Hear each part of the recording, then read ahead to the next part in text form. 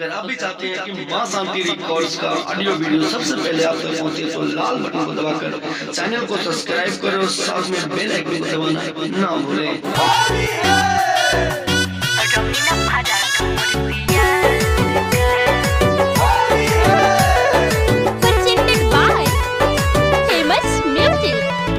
देहिया में देह नहीं रोगड़े, देखली है दीदी तो झोगड़े।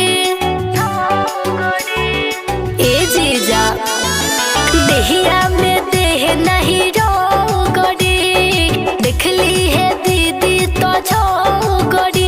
हटी दूर मोर मानी कहाला का, रंगवल के जीजा लाल का, रंगीन फराक मोर पियार का, रंगवल के जीजा लाल का, रंगीन फराक मोर पियार का।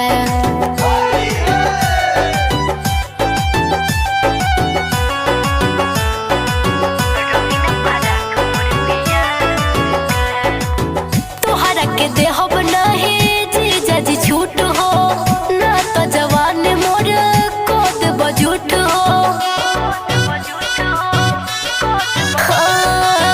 तोहरा के देहब नहीं जीजा जी छूट हो, ना तो जवानी मोर को झूठ हो।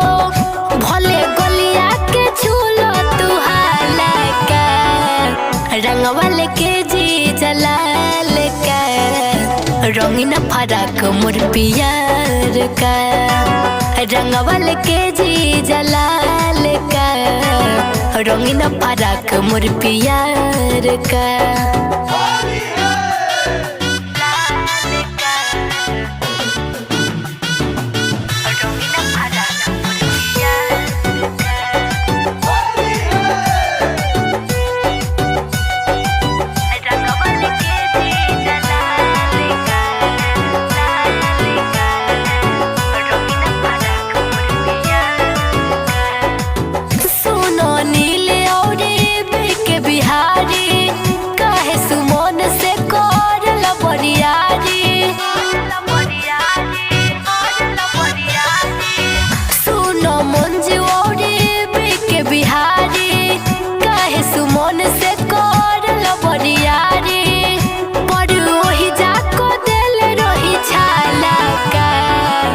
रंगवल के जीजा लाल का, रंगीन फराक मोर पियार का, रंगवल के जीजा लाल का, रंगीन फराक मोर पियार का।